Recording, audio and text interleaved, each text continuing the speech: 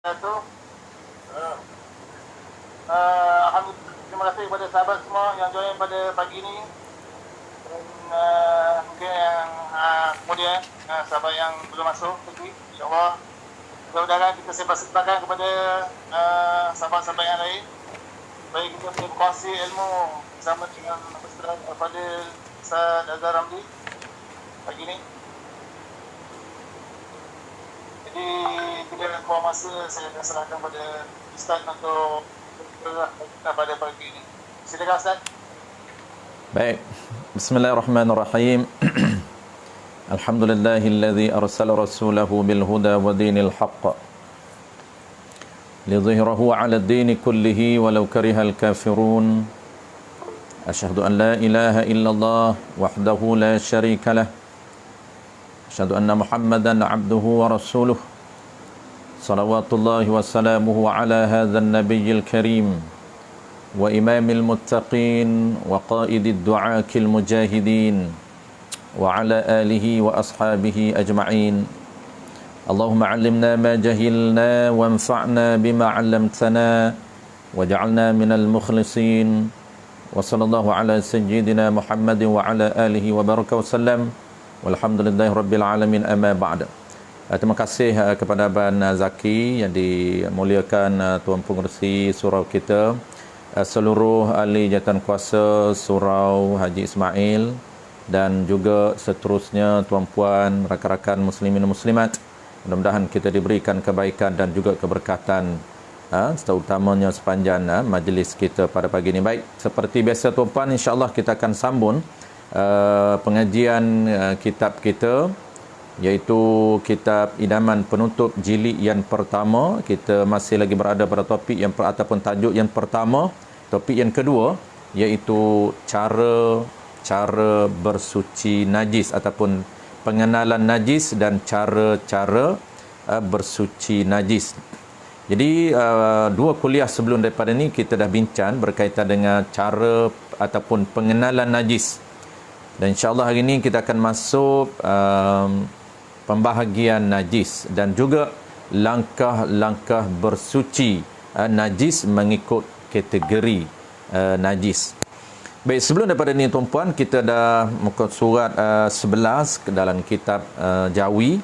Kita dah bincang berkaitan dengan pengenalan asas najis secara umum, dan kita bahas minggu lepas iaitu ada 7 formula di dalam tajuk najis. 7 formula dalam tajuk najis, cara untuk kita kenal najis mengikut ataupun berdasarkan teknik formula yang kita buat ataupun yang kita sebut minggu lepas. Jadi tajuk yang seterusnya muka surat 11 tuan-puan, bahagian najis, iaitu najis-najis terbahagi kepada 3 bahagian. Baik, sebelum kita baca, saya nak tambah sedikit penambahan info berkaitan dengan pengenalan najis secara umum, perenggan di atas itu, iaitu ayat yang terakhir minggu lepas tuan-puan, saya tambah sedikit.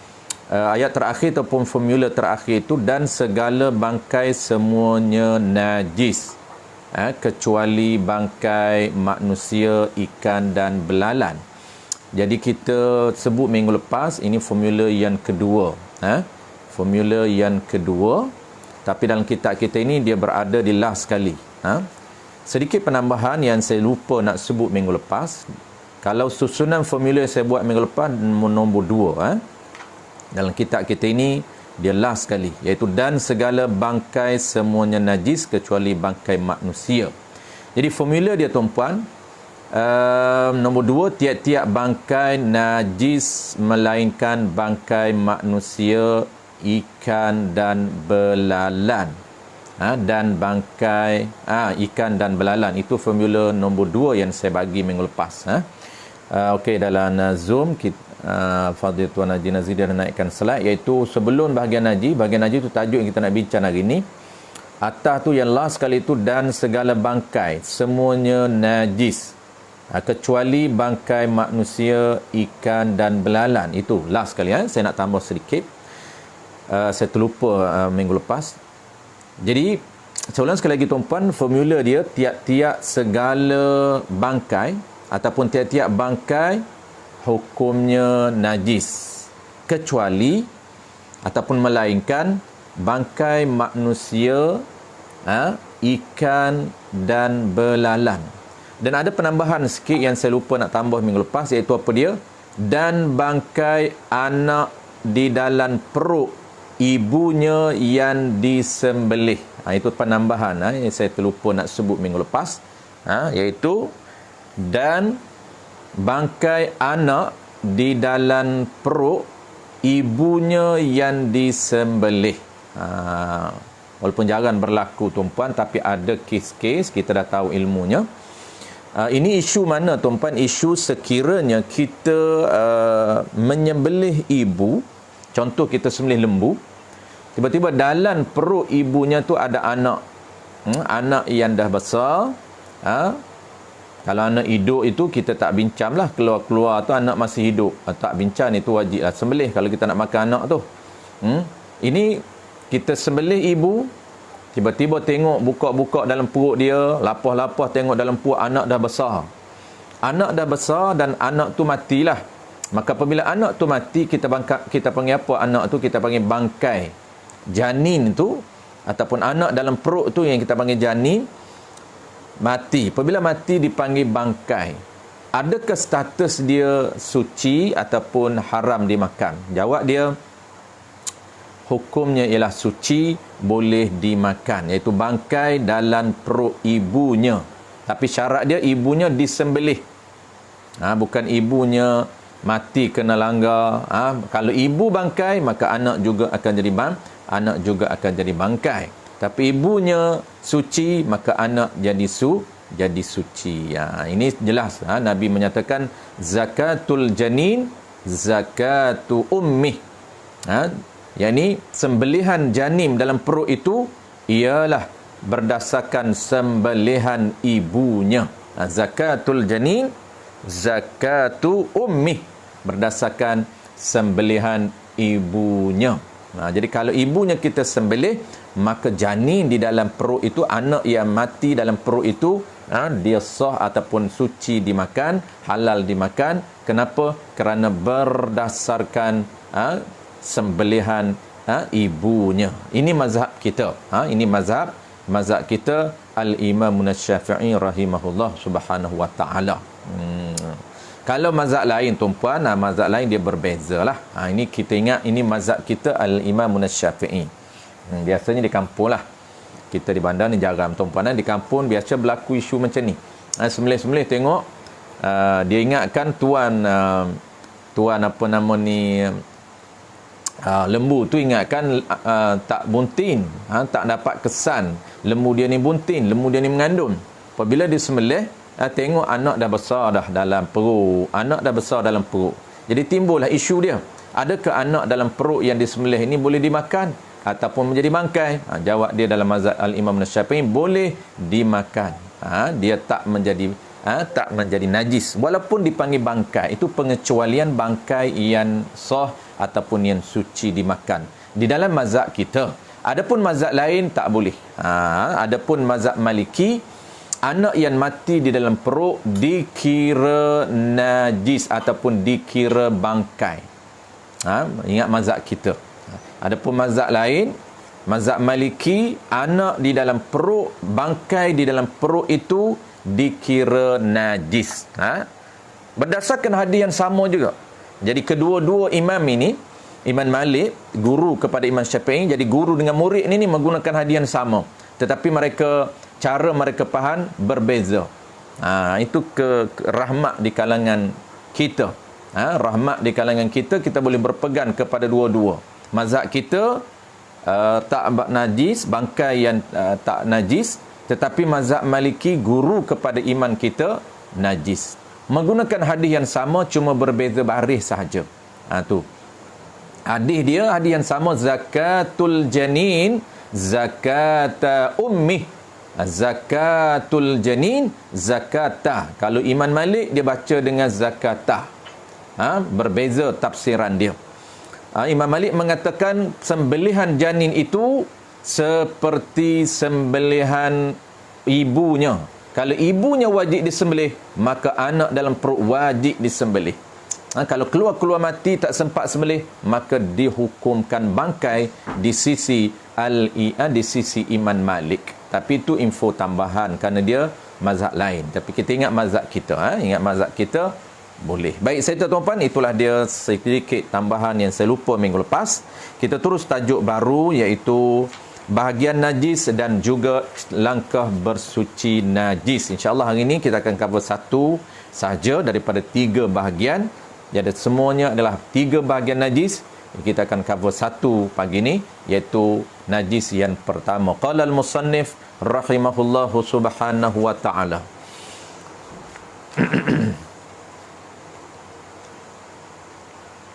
Bahagian najis. Baik, nombor 7. Najis itu pula dibahagikan kepada 3 bahagian. Najis itu pula dibahagikan kepada 3 bahagian.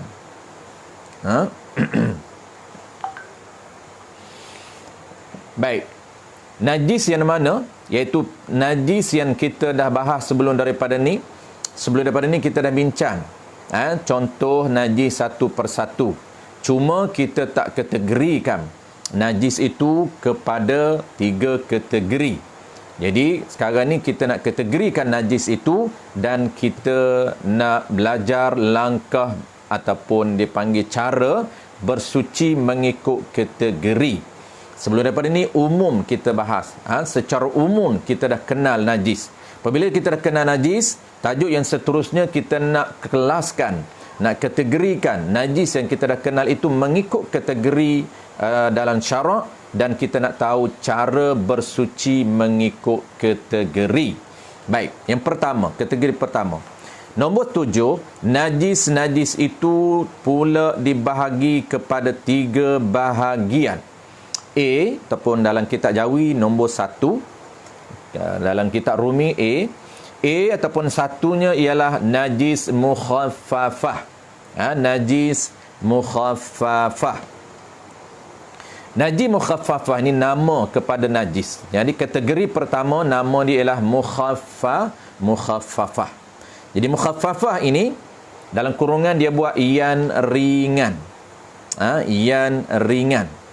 Jadi nama mukhaffafah ini merujuk kepada apa? Kita belajar nama dulu, kemudian yang keduanya baru kita tengok contoh, dan yang ketiganya kita akan belajar langkah bersuci. Jadi 3 benda kita nak belajar hari ini. Pertama kita nak tengok nama najis ini, mukhaffafah. Yang keduanya kita nak tengok, nak kenal contoh. Dia ada satu contoh saja. Najis mukhaffafah ni mudah tuan-puan, dia ada satu contoh saja. Dan yang ketiganya yang paling penting yang langkah. Kita nak belajar 2 langkah bersuci najis ringan. Baik, pertamanya ialah nama. Jadi najis mukhaffafah ini nama dia ialah najis yang ringan ataupun najis ringan. Kenapa dinamakan najis ringan? Najis ringan ni dia merujuk kepada apa? Dia merujuk kepada cara ataupun nisbah kepada hukum ataupun tata cara menyucikannya adalah ringan. Hanya memadai ataupun hanya sah sekadar dipercikkan air sahaja dihukumkan suci. Itu dia panggil najis ringan. Ringan ini dia nisbah kepada apa ringan?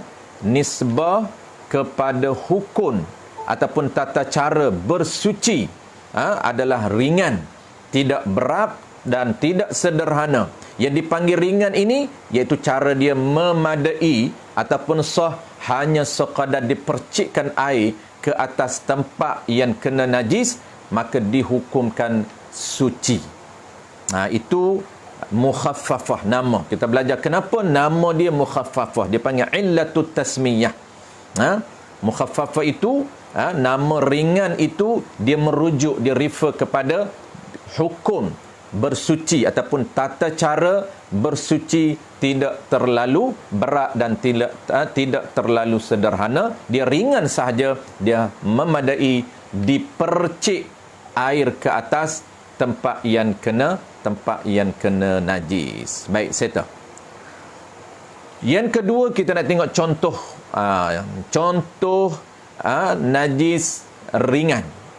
Contoh najis ringan. Jadi ada dua lagi yang kita akan bahas minggu depan.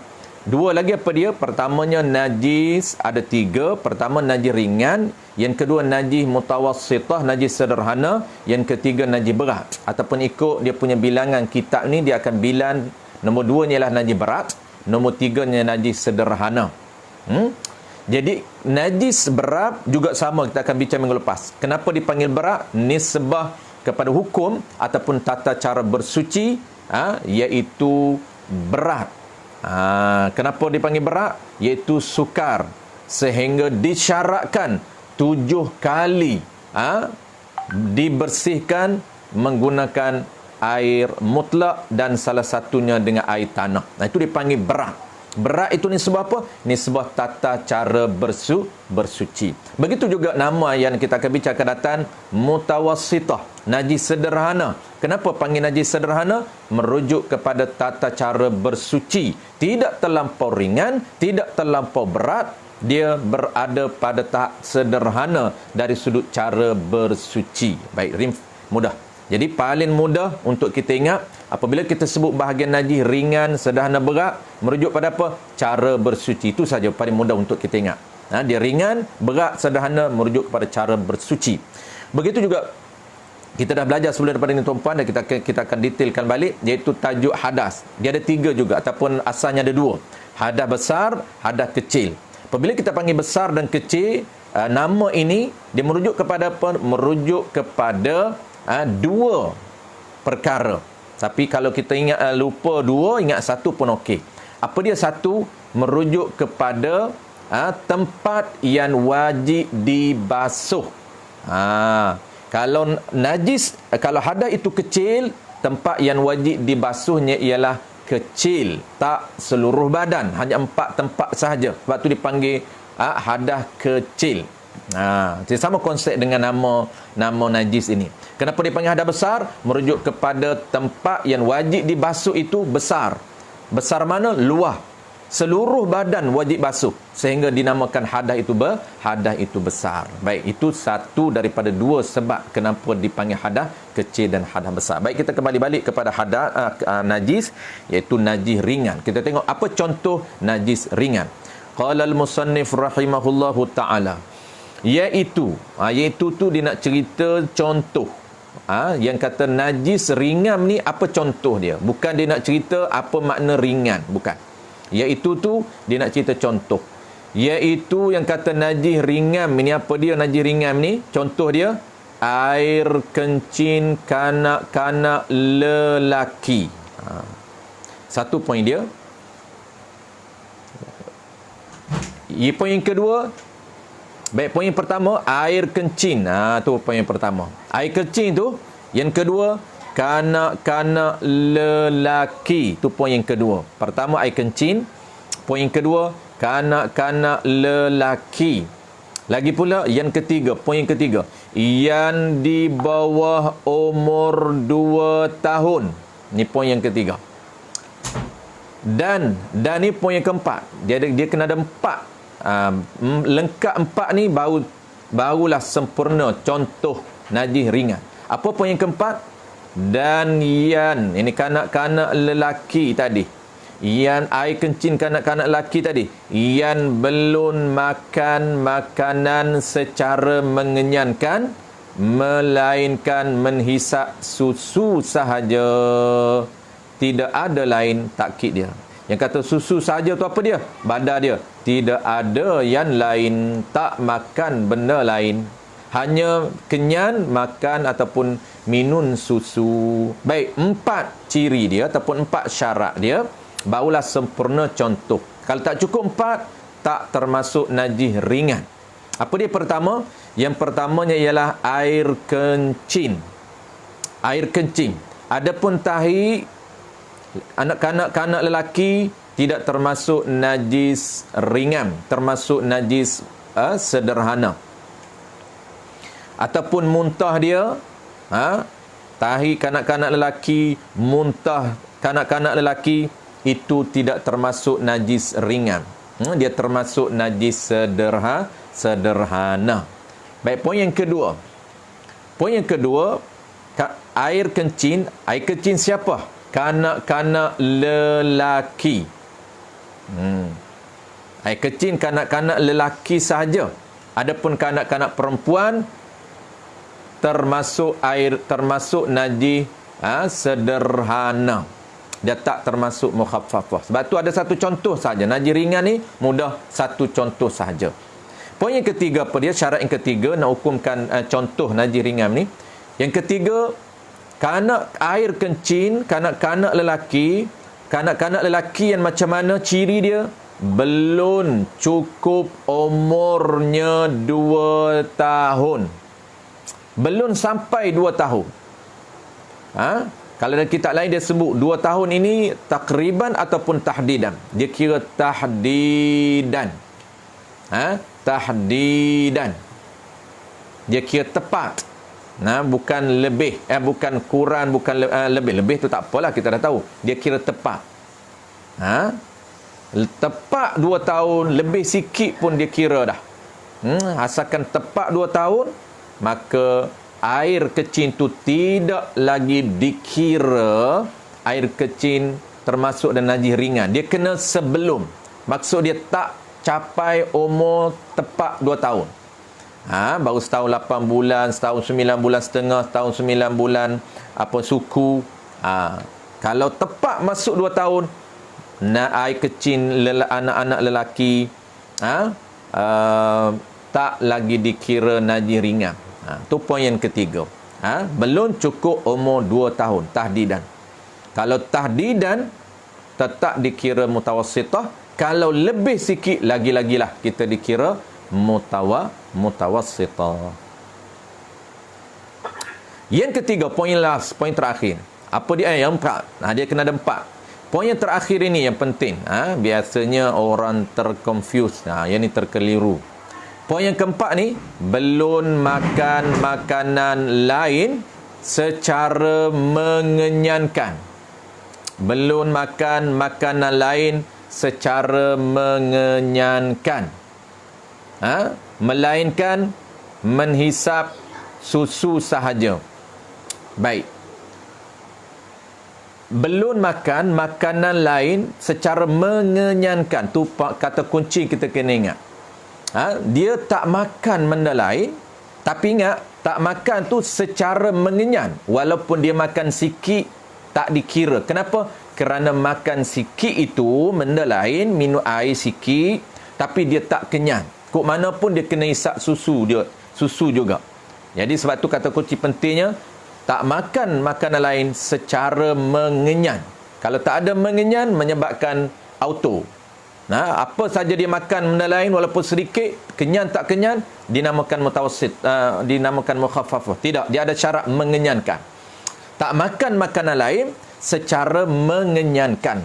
Kalau dia makan air, mak dia bagi air sedikit, air putih sedikit, air zam-zam sedikit, buah kurma ke, kismis ke, ajar anak-anak dia makan kismis kecil-kecil. Tapi makan itu atas kadar apa? Kadar untuk dia nak, panggil apa? Bukan nak mengenyangkan. Nak elak daripada dia cepat lapar, tak menyusu selalu. Maka ibu dia ni akan bagi air sedikit, akan bagi kismis, akan bagi kurma sikit. Kenyang ke tidak? Tidak. Kok mana pun dia kena isap susu. Maka kalaulah anak lelaki yang makan susu sahaja atas jalan mengenyangkan, itulah dia syarat keempat untuk melengkapkan contoh makanan, contoh air kecil yang sederhana. Jadi cumanya yang kita keliru di mana, tuan-puan, ada beberapa poin yang kita keliru di sini. Yang pertamanya susu. Dia sebut di sini, tuan-puan, umum. Kanak-kanak itu makan ataupun minum susu atas jalan mengenyangkan, umum. Dia tak sebut susu ibu, dia tak sebut susu yang lain daripada ibu, tak sebut susu binatang. Baik, kalau kanak-kanak minum susu kambing, kalau kanak-kanak minum susu lembu, adakah Maksud susu lembu ni ori, bukan susu yang yang bentuk terbaru sekarang ni. Yang tu tak jadi najis sederhana, tak jadi najis ringan, jadi najis sederhana. Ini cerita yang susu ori, susu ibu, susu lembu, susu kambing, susu apa pun. Jadi di sini tuan-puan umum. Ini qaul yang mu'tamad. Mu'tamadnya tuan-puan umum.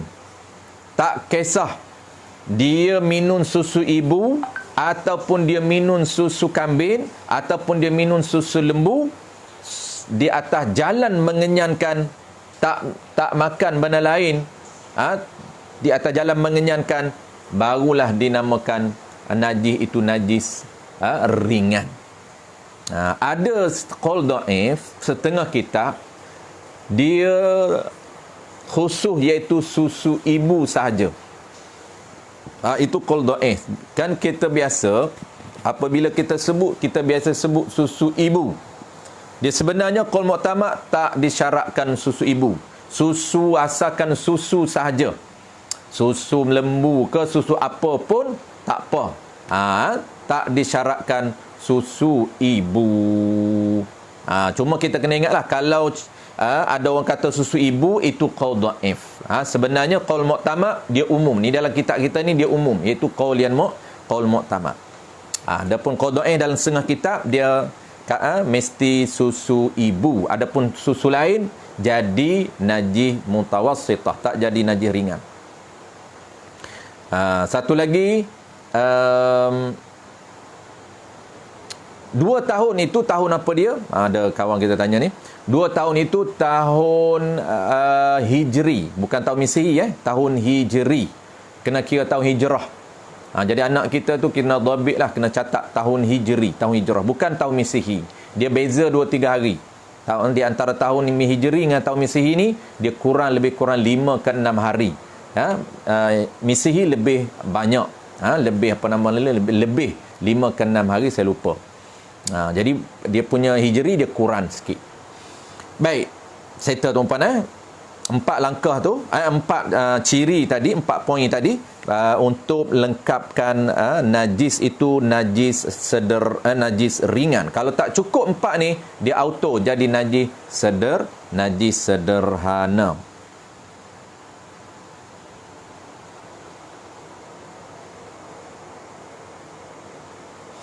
Baik, kita tengok yang ketiga, akhir sekali pagi ni, iaitu cara bersuci. Kita nak tiga benda je kita bincang ini. Pertamanya nama najis, yang kedua contoh, yang ketiga langkah bersuci.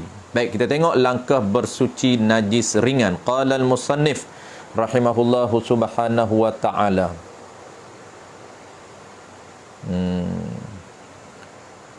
Cara perenggan yang kedua tuan-tuan, cara menyucikannya. Baik, bagaimana langkah dia? Dia ada 2 saja. Cara menyucikannya boleh direncikkan air sahaja. Cara menyucikannya kan najis ringan tu, bagaimana cara dia? Boleh pakai, dia asal tu ada pakai tu, dia kita Rumi dia hilang dah pakai. Boleh guna, yang ni boleh pakai, boleh direncikkan air. Jadi boleh guna cara rencikkan air sahaja. Maksud rencik ni tuan-puan, percikan, renjis. Boleh renjiskan air sahaja. Renjis, kita titikkan air, kita renjiskan air, kita percikkan air. Kalau teknik hari ni mudahnya spray lah. Spray tu dah kira air mengalir. Dia percik saja, tak syarat mengalir air. Menyucikan boleh direncik, yakni dipercikkan air sahaja. Rata-rata pada tempat terkena air kencing itu. Rata-rata ni pastikan cara kita percik itu rata, yakni menyeluruh semua tempat. Itu makna rata. Cara percikan itu pastikan rata keseluruhan. Mana dia? Tempat yang kena air kencing itu. 1. Langkah yang kedua, dia sepatutnya nombor 1 kena nombor 2. Nanti kita buat kesimpulan. Dari kitab kita ni dia sebut langkah kedua dulu. Kita tengok. Dia langkah dia terbalik ni. Dia langkah pertama dulu kita kena buat. Setelah ni maksud langkah pertama.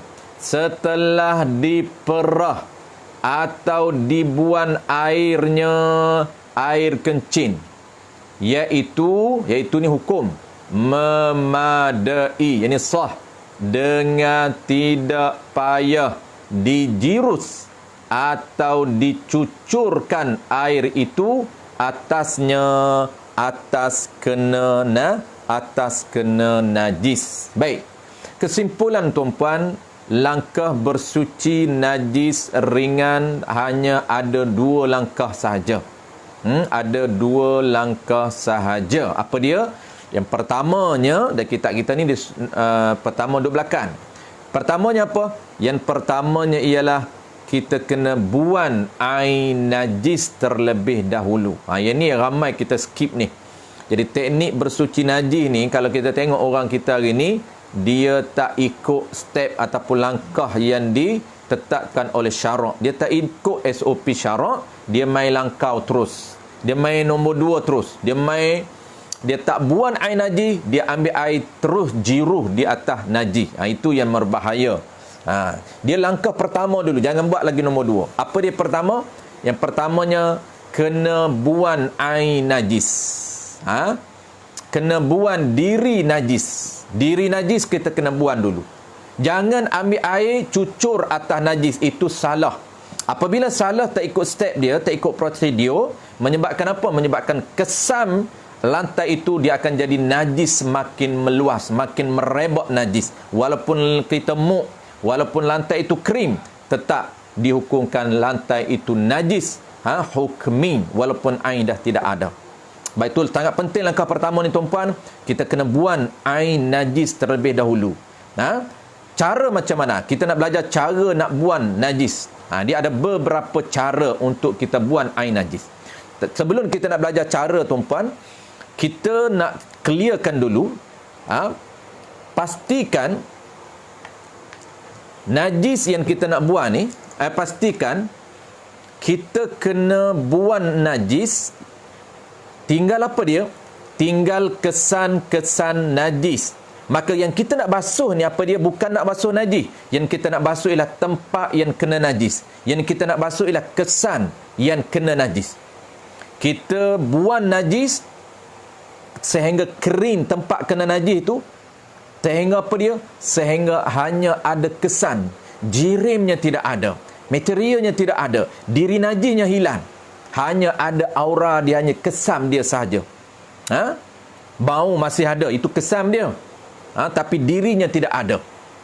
Apabila dirinya tidak ada, baru langkah pertama clear. Baru langkah pertama clear, baru boleh follow ke langkah kedua. Selagi tak clear langkah pertama, mesti kita kena buat lagi, buang. Maka cara nak buang macam mana tuan-puan? Cara nak buang ni, kita tengok mengikut najis. Kalau najis tu atas lantai, najis ini atas lantai kita, atas lantai lah mudah, atas lantai kita, maka kita lap. Kita kena guna, kita lap. Boleh guna apa saja, boleh guna tisu, boleh guna kain. Ambil tisu, lap. Lap itu, kita lap najis yang berada atas lantai. Air kecil anak kita ni yang duduk atas lantai ni, kita ambil tisu lap. Lap sehingga mana? Sehingga kering lantai itu. Sehingga lantai itu kering, tidak ada air najis, tidak ada diri najis. Yang ada apa dia? Yang ada kesan. Jangan lap sekali masih basah. Basah tak, belum lagi sempurna. Kalau masih basah lagi, itu tak sempurna. Kena kering, lap. Ambil tisu nombor 2, tisu kedua, lap lagi. Barulah kering. Yang tinggal apa? Yang tinggal kesan najis. Baru boleh langkah yang kedua.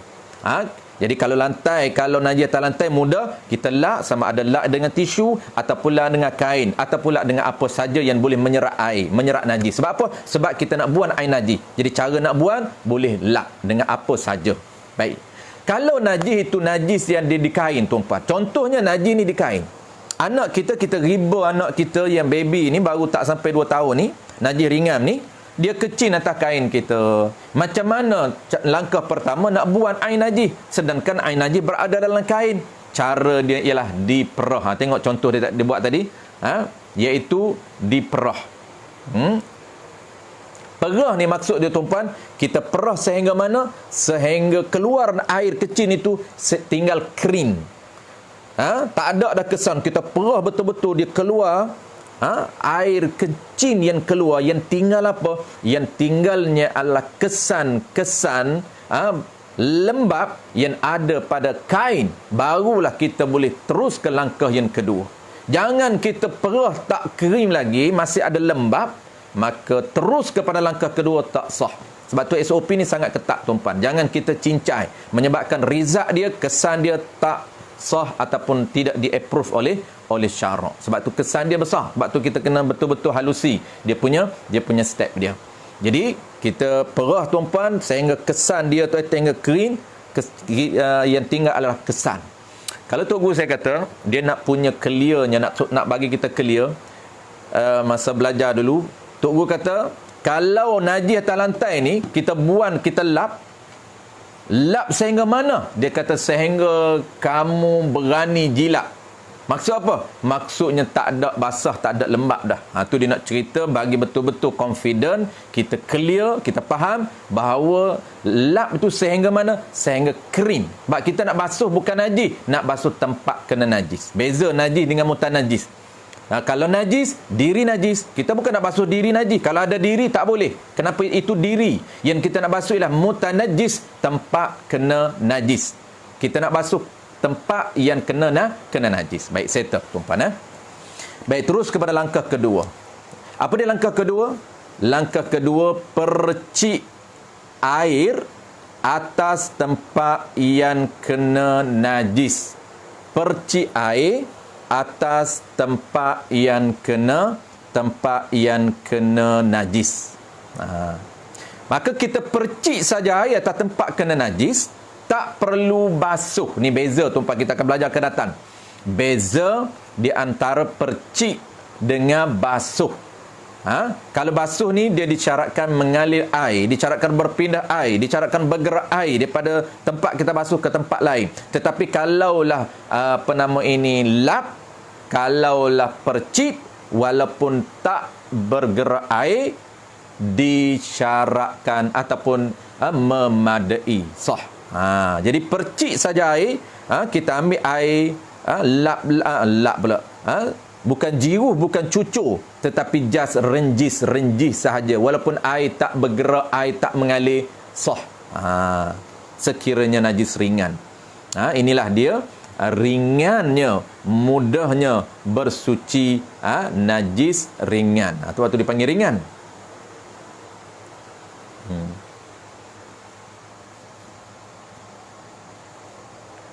Baik.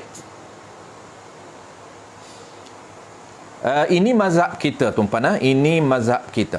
Baik, sebelum kita nak tambah mazhab tu, langkah kedua settle tuan-puan. Langkah kedua apa dia? Langkah kedua percik ataupun renjis air tempat kena najis, sah, memadah. Tak perlu kita gosok, tak perlu kita basuh. Basuh ni gosok lah. Kalau najis sederhana tu, kita akan belajar step kedua. Najis sederhana, langkah kedua, langkah pertama sama. Langkah kedua, bezanya, najis sederhana ni kita kena basuh. Basuh tahap mana? Ni kita akan belajar. Akan datang, dia ada 3 langkah. Najis sederhana, dia memang ada setengah kitab 2 saja. Tapi kita detailkan, najis sederhana ada 3 langkah. Dia kena gosok, kena basuh sehingga mana? Sehingga zon hati kita. Basuh 3 kali tu sunat. Tak syarat 3 kali, cuma sunat menigakan. Sunat basuh kali pertama dah zon hati kita dah suci. Okey. Maka kita tambah 2 dan tambah 3 untuk sunat. Tu dapat pahala sunat. Tetapi basicnya, asasnya, qadar mana yang kita kena basuh? Kalau najis sederhana, qadar zon ataupun kuat sangkan hati kita, qadar ni banyak kali ni kita basuh air qadar ni dihukumkan suci. Tak wajib berada standard yakin. Tak perlu kita yakin teh ada lagi ke tak bau kena cium, ada lagi tak rasa kena letak di lidah, tak perlu. Kenapa? Kerana memadai. Syarak menetapkan level membasuh tidak disyaratkan standard yakin, tetapi hanya memadai standard zon, iaitu kuatkan hati kita berdasarkan usaha kita ini memadai ataupun hati kita kata dah bersih. Baik, itu najis sederhana. Tetapi kalau najis ringan, tak perlu basuh, tak perlu gosok, hanya renjih sahaja. Baik, tambahan sedikit tuan-puan, ini di dalam mazhab kita, di dalam mazhab al-Imam Syafi'i yang ada najis sederhana. Adapun mazhab lain dia tidak ada najis sederhana. Dia berat. Mazhab Maliki dan Hanafi dia tidak ada najis mazhab kita sahaja yang ada najis ringan. Silap. Mazhab kita sahaja tuan-puan, mazhab al-Imam Syafi'i sahaja yang ada najis ringan. Adapun mazhab Hanafi dan mazhab Maliki, dia tidak ada najis ringan. Air kencing kanak-kanak lelaki yang belum umur, tak sampai umur 2 tahun, yang mengharapkan susu ibu secara mengenyangkan, tetap najis sederhana di dalam mazhab Maliki dan mazhab Hanafi. Apabila najis sederhana tuan wajib basuh, tak memadai percik. Sebab itulah di dalam mazhab kita maka sunat. Jadi sunat juga tuan kita basuh. Ni cerita level wajib. Jadi kita nak percik pun sah. Cuma nak pahala lebih, sunat kita basuh walaupun najis itu najis ringan. Walaupun najis tu najis ringan, sunat juga kita basuh. Kenapa? Kerana kena meraihkan mazhab lain ataupun al-khuruju minal al-khuruj, keluar daripada mazhab itu mustahabbun. Keluar daripada mazhab itu mustahabbun ataupun sunat. Al-khuruju minal khilaf mustahabbun, keluar daripada khilaf apa? Khilaf di kalangan mazhab 4, maka mustahabbun sunat. Sebab apa basuh ni sunat mazhab kita? Nak meraihkan supaya dalam mazhab Maliki juga sah, dalam mazhab Hanafi juga sah. Jadi kita tuan-puan nak selesa, orang panggil nak dapat pahala sunat, bukan nak selesa, nak dapat pahala sunat, kita basuh juga walaupun air kecil itu najis ringan. Habis.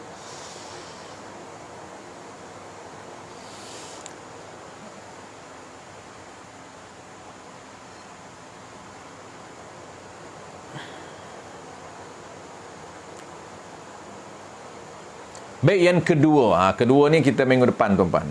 Kedua ni insya-Allah minggu depan. Apa dia? Dan keduanya najis mughallazah yang berat, iaitu anjing, babi dan anak kacukannya. Jadi kacukan lahir daripada anjing ataupun lahir daripada babi.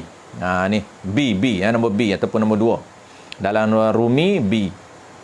Jika seseorang terkena anggotanya atau pakaiannya dengan darah binatang itu, atau tahik binatang itu, atau kencing binatang itu, atau air liurnya, atau badannya yang basah, maka cara menyucinya hendaklah dibasuh 7 kali.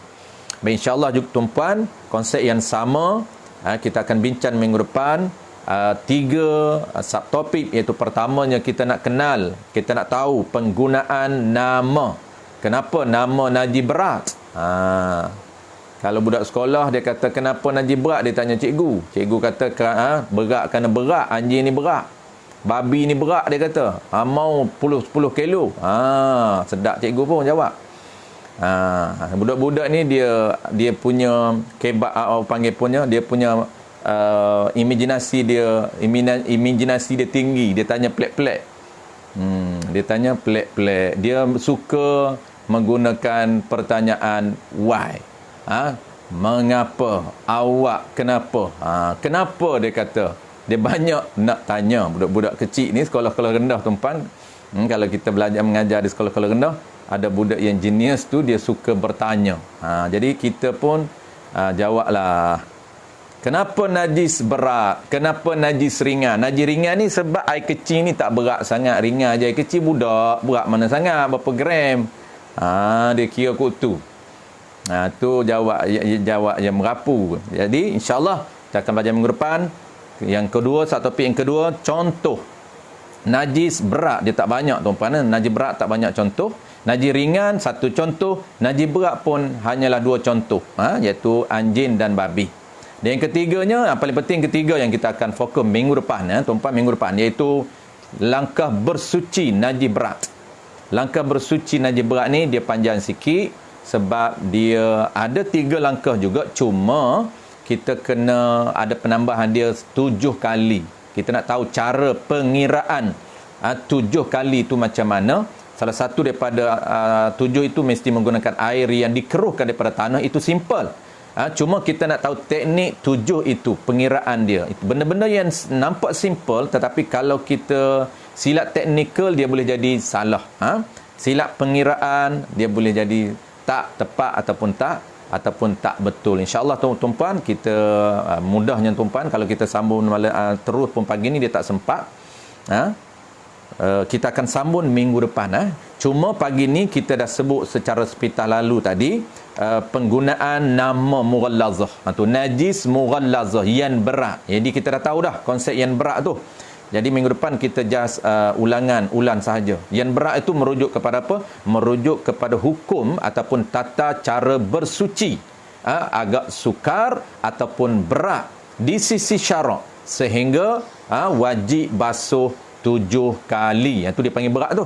Tata cara hukum atau tata cara bersuci diberatkan oleh syarak sehingga wajib membasuh sampai 7 kali menggunakan air mutlak, dan salah satunya ialah air yang dibersihkan, yang dikeruhkan daripada yang dikeruhkan dengan tanah. Baik, insya-Allah tuan-puan kita sambung minggu depan. Saya tengok soalan, kalau ada, kalau tak ada kita break. Kita tak nak ambil masa lama tuan-puan sebab setiap minggu just 1 jam sahaja. Baik, kita tengok soalan.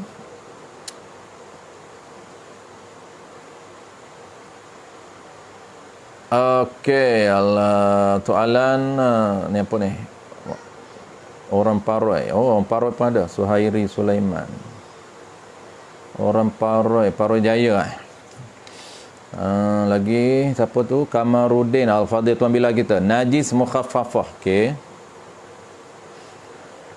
Najis mukhaffafah sekiranya terkena kapet tebal dan tilan tebal yang mustahil dibasuh. Bagaimana cara langkah menyucinya? Baik. Bagus soalan ni. Sebab cara nak buang ain, ini termasuk cara nak buang. Dia tak kena basuh, dia kena percik je, tak perlu basuh pun. Dia just percik air, tak perlu basuh. Cuma langkah pertama kena settle. Apa langkah pertama?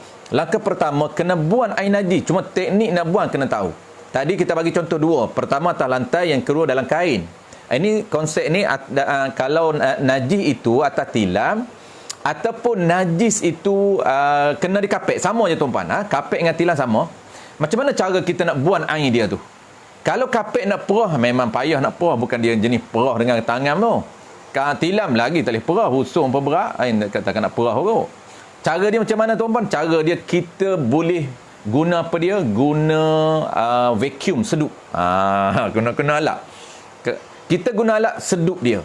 Dia perah tu kan, perah tu tangan kita boleh perah. Sebab apa? Sebab dia keluar. Jadi gunalah apa pun teknik untuk mengeluarkan dia punya air dia. Jadi kalaulah di kapek, kita boleh sedup. Contohlah kita sedup, kemudian kering dah, tinggal kesan, barulah kita percik. Tak perlu basuh pun. Kalau nak basuh sunat lah. Sunat nak dapat pahala, lebih basuh. Sunat kita basuhkan. Jadi kalau nak yang wajibnya tak perlu basuh, just percik saja. Ambil spray tuan-puan. Spray air, saya tak ada contoh. Spray air kita spray je. Spray kan dia apa nama ni, tak bergerak air tu. Kalau spray banyak sehingga bergerak tu dia panggil basuh. Kita spray je tak bergerak pun air, tak melimpah pun air. Jadi memadai, sah. Adapun nak sunat, basuh. Satu lagi teknik yang orang panggil apa, teknik yang kedua tuan-puan. Maksud yang kedua ni bukan teknik buang. Ni bukan teknik buang, tapi boleh dipakai juga, iaitu kita menggunakan basuh air. Contoh macam mana tuan-puan? Okey. Contoh ni dalam ni tuan-puan, dalam baju saya ni terkena air kencing. Saya tak nak tunjuk kat tuan-puan teknik yang kedua. Teknik pertama, teknik buang dengan secara manual, maksud perah ataupun seduk vacuum. Tapi saya nak tunjuk kat tuan-tuan teknik yang kedua, iaitu cara basuh juga. Tapi bukan langkah kedua lagi, jangan tertukar. Tak masuk langkah kedua, tak masuk lagi basuh. Cara kita nak buang macam mana tuan-puan? Kita buang dengan air. Kita ambil air ni tuan-puan, air. Kita nak buang air ni, langkah pertama nak buang dengan air, bukan basuh lagi. Kita cucur air ni, kita curah air sehingga dia air kencing dalam ni dia turun ke bawah. Dia turun dengan apa? Dengan air. Jadi kita cucur beberapa banyak air sehingga zon kita dah hilang dah air. Tinggal apa dia? Tinggal kosong, bersih dah. Tapi tak boleh tak bersih lagi sebab langkah kedua belum. Baik, langkah kedua tuan-puan, langkah kedua baru kita ambil air, kita percik ataupun kita jirus. Kita nak sunat, kita jiru. Jiru langkah kedua ni air juga. Tapi bukan buang, tapi basuh. Nampak tak? Maka kita menggunakan dua langkah, menggunakan satu alat, iaitu air. Air pertama, jiru pertama itu buang, dan jiru kedua itu basuh. Baik, settle tuan-puan. Boleh ini. Di mana tuan-puan praktikalnya kita buat macam ni? Kalau tuan-puan mungkin sedar ataupun tak sedar, di mana teknik ni kita buat? Iaitu ketika tuan-puan basuh najis, berak. Ketika qada hajat tuan-puan, ketika kita basuh berak, apa yang kita buat? Kita buang air, kita tak guna tisu. Kalau orang guna tisu tu memang terbaik. Itu standard yang paling afdal. Kalaulah dia buang tisu dulu, sebab tu kenapa tuan-puan, standard afdal kita istinja dulu. Istinja dengan tisu dulu, istinja dengan batu dulu, buang air dulu, barulah kita basuh dengan air. Itu standard apa? Itu standard paling afdal. Tapi kita nak ambil standard afdal saja, standard air. Standard nombor 2. Jadi langkah menggunakan membasuh najis sederhana, sebab tahi kita ni tuan-puan dipanggil najis sederhana, cara dia 2 ataupun 3 lah, kita akan belajar akan datang 3. Pertama apa? Pertama buang air. Maka nak buang air macam mana?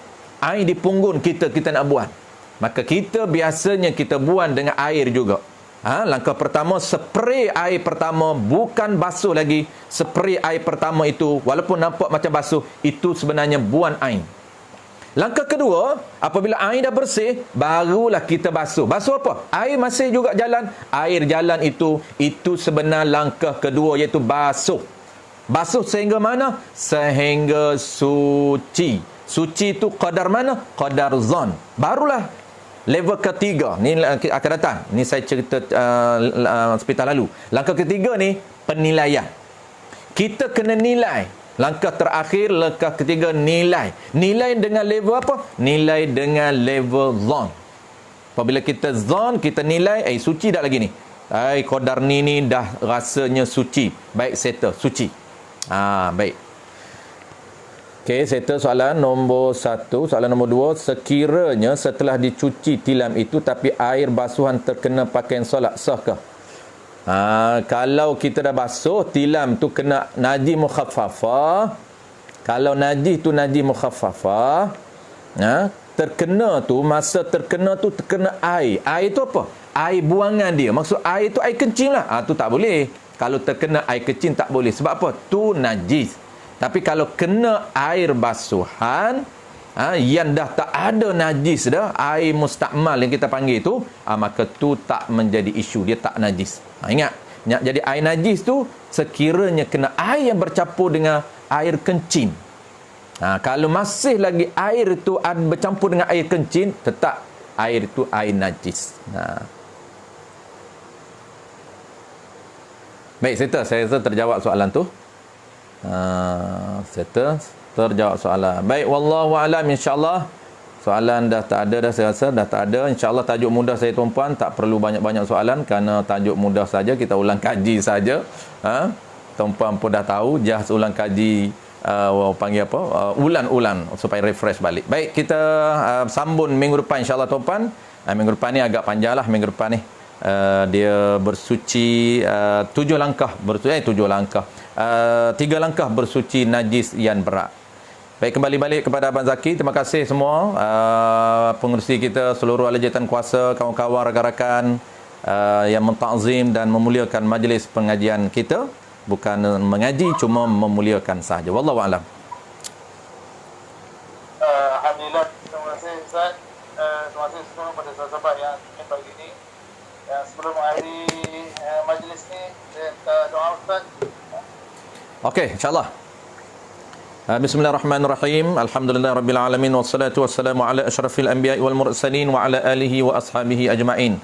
Allahumma faqihna fid din wa 'allimna ta'wil waj'alna minal ulama'ul 'amilin waj'alna minal mukhlisin waj'alna min ibadikas salihin waj'alna min ibadikal mutatahhirin wa sallallahu ala sayyidina Muhammadin wa ala alihi wa baraka wa sallam walhamdulillahi rabbil alamin. InsyaAllah kita jumpa lagi. Alhamdulillah. Terima kasih Ustaz. Sama-sama. Terima kasih semua. Terima kasih. Sama-sama. Waalaikumsalam warahmatullahi wabarakatuh.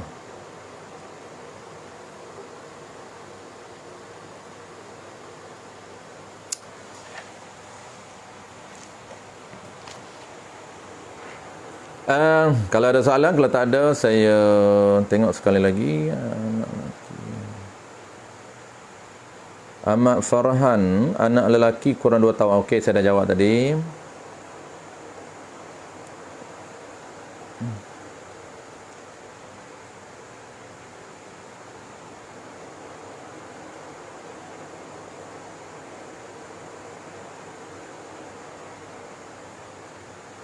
Baik, insyaAllah tuan-puan, kalau saya tak perasan soalan, saya akan respon secara dengan bertulis. Kalau sempat, saya cuba respon bertulis. Baik, insyaAllah kita jumpa lagi dalam kuliah yang akan datang. Terima kasih semua kepada kawan-kawan yang meraihkan dan mentakzimkan program kita sekadar bacaan ulang kaji, sekadar ulang kaji. InsyaAllah kita jumpa lagi. Terima kasih kembali. Assalamualaikum warahmatullahi wabarakatuh.